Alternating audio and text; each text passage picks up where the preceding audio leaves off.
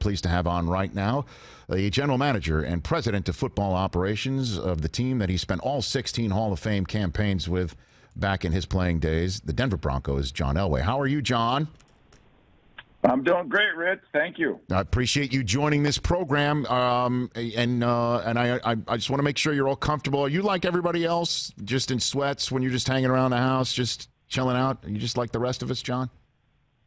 I am. I exactly am. Yeah, it's kind of nice. It's taken me a while to get used to because we've had to work the last couple of weeks. I bet. Now that we really don't have a lot to do right now, it's a little bit different. I got to find things to do, which I'm not used to doing. I bet so. And just, I'm curious as to what you thought about this draft. We all know the circumstances under why you and the rest of your colleagues had to draft the way that you did.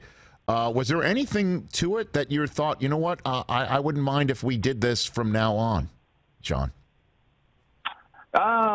Yeah, I mean, I think that we really got a lot done. I mean, I think that with the space that we had and not having to deal with a lot of other things that you usually have to deal with at the office, that, it was a pretty good setup. I think draft day was good. My kids were here, so people got, they got to see kind of how everything worked and were intrigued by that. So I think it was great with that. And then, the only thing I didn't like is, I like a little bit more communication, private communication, which was hard to do when you're on Zoom, but we were able to do that with, on our cell phones and those type of things. So as time went on, we got more and more comfortable with it to where by the time the draft started, I think everybody was ready to go, and I think it worked out pretty well. Yeah, I mean, because I spoke to Howie Roseman of the Eagles a couple days ago, and he thought that the first couple of nights, he thought that maybe the way everything was going was, in fact, tamping down trades or conversations. And then Saturday, when things became a little bit more, one would say, I guess, normal, that's where things began to take off. Is what you just said kind of playing into what Howie said? Yeah, no question. I think Howie's right. I think that, everybody was a little bit cautious the first couple of days because obviously nobody wanted to make a mistake or if we got disconnected somehow and all of a sudden we were going to miss a pick. And so I think that's where most of the stress came from, in this setup rather than what we've done in the past. But it ended up being just fine, as you said. And, people started making some more moves and doing some different things on the last day, which, once everybody got comfortable. And then in terms of, like, being a private conversation, so you would just step away from the Zoom and go to the other part of your beautiful home draft setup and have a conversation on your cell phone? Is that how it worked? Yeah, exactly. Yeah. So we do that. And we didn't have a whole lot of those, but a couple of situations just to look at different options. And so, yeah, that's how we, instead of being able to just, look at Vic next to me on one side or Matt Russell on the other side, we just had to do it via the cell phone. So that made it a little bit tougher. But once we got used to that, things got it went pretty well. All right. As you settled into your chair in your house on opening night of the draft, John Elway, if I had told you you could sit at 15 and Jerry Jeudy would fall to you, you would have said to me what? I'd have said there's about a 10% chance of that. I think, all our preparation and everything that we've done up to that point in time, and even in all our mock drafts, Jerry never got to us in our mock draft. No kidding. So therefore, that was, it was a surprise to us. And it really all depended on what, especially with the Raiders and the Niners in front of us with, they needed wide receiver. They had wide receiver needs and as well as, you never know which direction the Jets were going to go, even though it was, we thought it was going to be tackle, but you never did know. So there's a lot of things that could have happened in front of us that, we wouldn't have ended up with Jerry, but fortunately it fell the right way and he fell into our laps and, we're thrilled about that. Did you try to knock on somebody's door in the top 10 at all? Yeah, we did. I think that, we did that, but I think with where we are as a football team felt that, we had I think we had 10 picks. And so we had, we had 5 in the first 100 picks. And so I think with where we were as a football team, draft capital was more important than moving up. We felt like even at 15, no matter how it felt. And then that's why we didn't, it was too much to move up, too costly to move up. So we felt like we were going to get a good football player there, plus without having to give up any draft capital. So are you also saying when you're mocking this out that you might not have thought Mayock and Gruden were going to take Ruggs in that spot, John? No, that was a bit of a surprise. We didn't have, even though what we do with, because what was different this year with our mocks is usually our scouts are in, and so we mock with all our scouts, and they have 3 or 4 teams apiece, and then we do the mocks that way. But this year, we did it where we took all the mock drafts that were there, and we ran those scenarios, and then with each mock, what was left. And I don't know that there was ever a mock with Ruggs going at 12. And so, therefore, that's why I think it was such a different situation for us, because we hadn't been through that scenario. And then you went back to the Penn State wide receiver store in the second round. John. We did. And I will tell you this, he was kind of our target in the second round from the very get-go, depending on how the first round fell. Right. We didn't know exactly how it was going to fall. And so, but he was going to be kind of our target in that second round, because we love his explosiveness. We love the speed and the way that he plays. And so he can really, threaten the defense. And so he was kind of our target. Now, not knowing how the first round was going to go, I was still prepared to go receiver. And I know that it helped us going receiver because of the fact that if we hadn't gone receiver in the first round, I think there'd been a lot of people that would better try to jump us in the second round. And so I think there's a lot of people behind us that kind of let us know that was kind of Hamler was their guy. But I think, with us sitting there, not going up, as well as having drafted wide receiver in the first round, I think people were more, we're fine sitting there thinking that we weren't going to draft another wide receiver. So it worked out well for us. I know you went wide receiver, John. Why? I mean, obviously, there are a lot of potential answers to that, but why did you do that? Well, I mean, I think that we wanted to get more explosive on the offensive side. And so with Jerry there at 15, obviously, the great route runner and experience and tons of production in 1, and then Hamler at 2 with the speed and his ability to be able to stretch the field. And I think over the last couple of years, we've lost Thomas and we lost the guy that went to Emmanuel Sanders last year. And so, we were a little depleted in the wide receivers, and we hadn't been nearly as explosive on the offensive side that we needed to be. So we made the commitment that we're going to get better on the offensive side. We need to put more points on the board. And so we kind of made that a point this year going in, that we need to get some speed and some depth at wide receiver. And so that was a goal going in. John Elway, Denver Broncos general manager and front office executive here on the Rich Eisen Show. What'd you see out of Locke last year that checked a box of what you evaluated of him?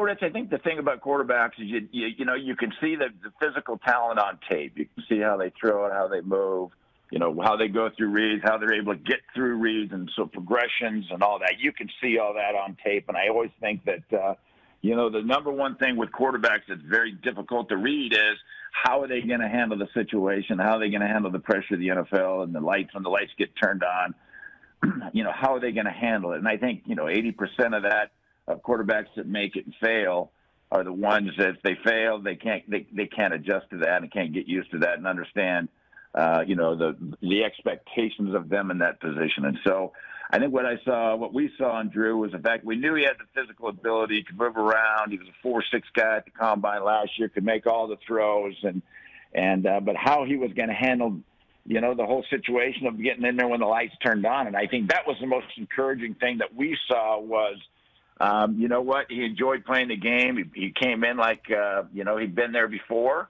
He was able to bounce back from mistakes and not let mistakes bother him and bounce back from them. And so I think, what we saw mostly in those last 5 games that he started, that, he has the mental capacity not only to handle the offense, but also to handle all the things outside that with the pressure that goes along with being a quarterback. Well, in terms of, for the team. In terms of handling things, John, how does an NFL 100 all-time team quarterback delegate to others potentially to develop a quarterback that he himself has drafted?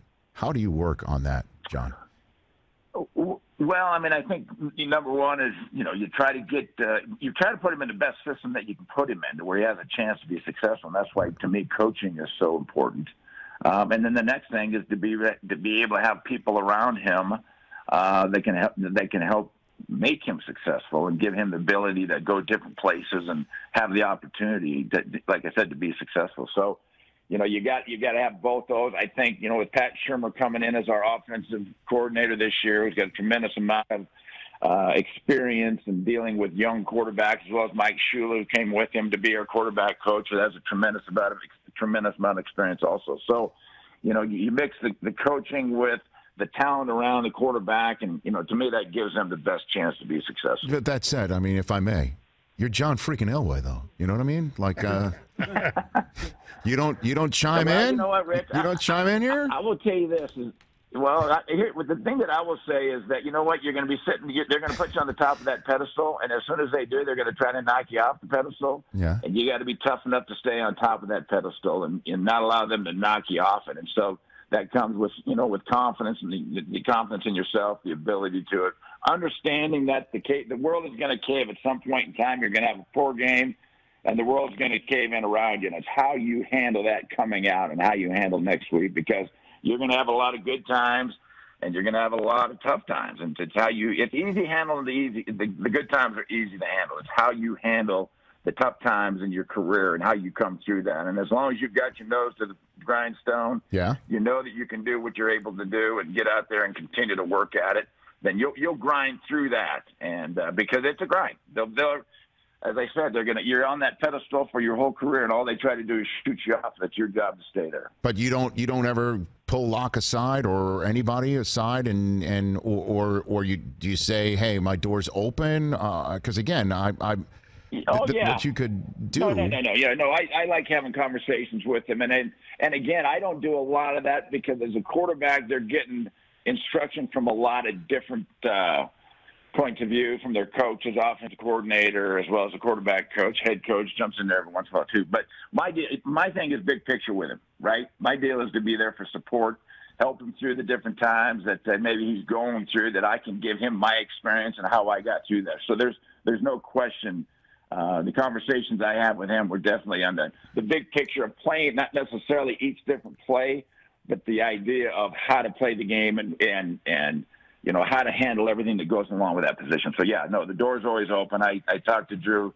I haven't talked to him a lot this off season, but definitely plan on talking to him more and having had the experience that I've had to be able to help him along that way. In the few minutes I have left with you, John Elway, I want to go memory lane with you a little bit here. I remember the first time I saw Pat Bowlen, with NFL Network, which would never have existed without him, period, end of story. I just thought, this is the coolest guy I've ever come across. With the glasses, it was a leather jacket.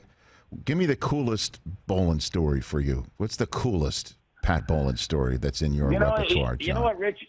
I think, Rich, that's one thing. When you talk about that, he was a cool dude. I think that I think he was 42 or 43 years old when he bought the Broncos, and so. Imagine that. Can you imagine being 42 years old and owning an NFL team? That would be a lot of fun. And I think that he was one guy that took full advantage of that.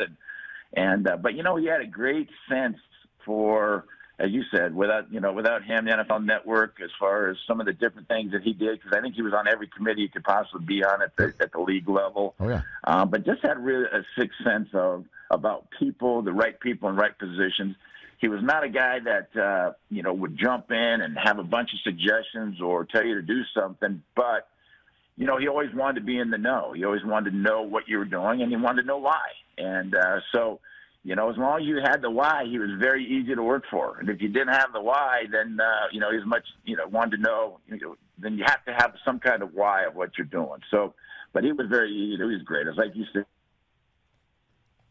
I played a lot of golf with him. He was fun to play golf with, and was a guy that just a great owner, and will be missed forever. So I got Favre on the next hour, John.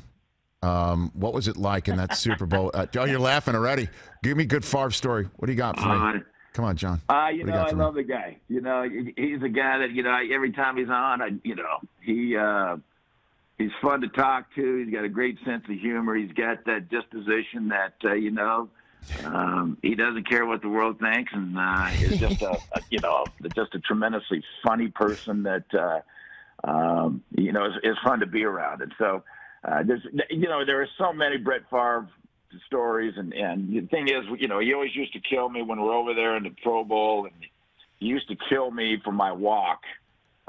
He had me totally pegged when it came down to how I walked, and so he spent a lot of time walking around the swimming pool when we had a break at the Pro Bowl, showing that the move that how I walked, and so. But it was a very good imitation. What was it? What was it? You had the sachet? I don't know what was it. Pigeon toe? No, stick my rear end out and pigeon toed and waddle up there. So it was a little overdone, but I'm sure it was.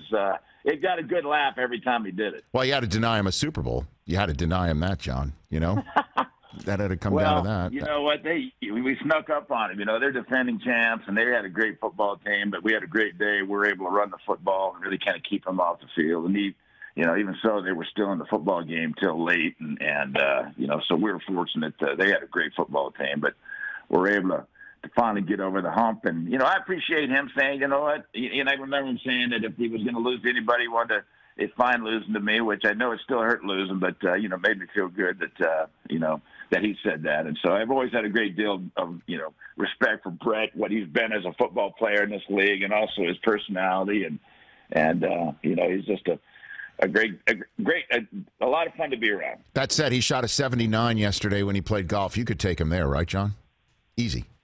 79, yeah. Well, he's moving up. He's getting closer. I didn't remember him being that good, so he must be working on a little bit. How much candy would you? The last time we haven't played golf. We haven't played golf together for 20 years, and so I'd like to make sure that he knows. I'd like to get together and play some golf. How much candy would you have to give him? How much on the course? If he's 79, does he usually shoot in the 70s or? I don't know. I asked him. I'd probably have to give him a couple shots aside, I would think. So are you scratched? Is that what you're saying, John? I don't know. Are you scratched, John, or you don't want to say it in public because you don't want to give it out? Is that what you're saying? I haven't been playing. My handicap says I'm a 1. So. That is such a flex. Right. Good Lord. No, throw that out. You got Lombardi trophies at home. I didn't mean it to sound that way, but yeah. Oh, man. Yeah. All right, John. Last one for you. How often do you think of the drive? Do you ever think about that? I mean, you ever sit around just thinking about one of your great moments in the history of the game? You ever think about that, John? Yeah, you know what, Rich? Kind of the fun thing about this whole thing of being quarantined at home and not any live TV is there's been a lot more, things on TV from the past, a lot more older NFL games. Right. I was able to see the drive game and take a peek at it. Yeah, I think about it. I mean, that was probably, other than the Super Bowl, was the biggest game of my life, just in the fact that that was one that put me on the map, and especially with everything. It was in my 4th year, and everything that I'd gone through as far as with the draft and getting traded to Denver, and so, and struggling my first year. And so to be able to continue to get better, and then finally in the 4th year be able to have the drive and be able to do that and get the win in overtime really kind of put me on the map. And so from that point on, it was about trying to chase those Super Bowls down. But, the drive will always be, right there at the top as far as games that I played just because of what it did for me. I'm mandated to ask you, when you watched the drive again just recently, what did you learn anything? Did you forget anything? Did you pick something up? What'd you get from that? It's funny. I can still remember what I was thinking when I watched the game, and I can still remember each play and what I was thinking afterwards, and how the whole thing presented. Now, I don't remember each play once we get into overtime. Sure. But I was able to, and it is exciting to watch because I think probably the last time I saw that was 10, 15 years ago, and so, you kind of go back and you relive it, and I'm going to almost be 60 years old. I'll be 60 years old this year. And so to be able to look back at that, now it's getting to the point, was that really me? Just because it's getting to be so much, so long ago. But, what it does is it makes you want to play again. And, wish you had that 25, 30-year-old body to be able to go do that. Helps to know the ending too, though, right? Oh, it does. There's no question. Yeah, it's a real positive. But at the time, it's not nearly as much fun at the time as it is looking back when you're almost 60. Yeah, I mean, I'm just looking at the ratings for this right here in front of me. They didn't watch it in Cleveland. That's odd. They just turned the television sets off, John. Yeah, that was, Rich, I remember that was a loud stadium, and they were playing great. They had a great football team. They did. Old Cleveland Municipal with the baseball, and it was a dark, dreary day. It was cold. I think it was around 10 degrees. It was kind of damp and wet.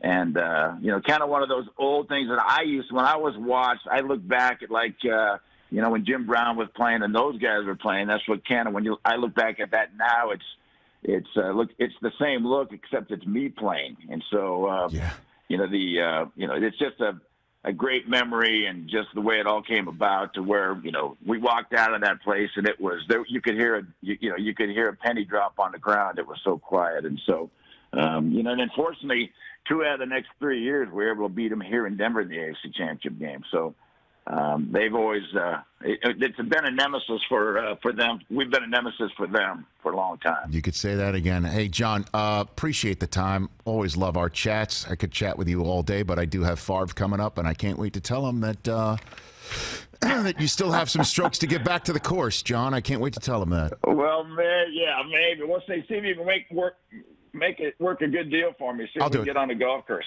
I'll be more than happy to negotiate that for you. We'll chat soon. That sounds good, Rich. Thank you. You take care. No, thank you. That's John Elway, everybody.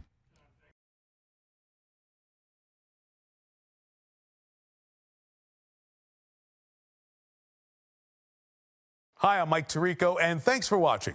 Make sure to hit subscribe for the latest news and highlights from NBC Sports.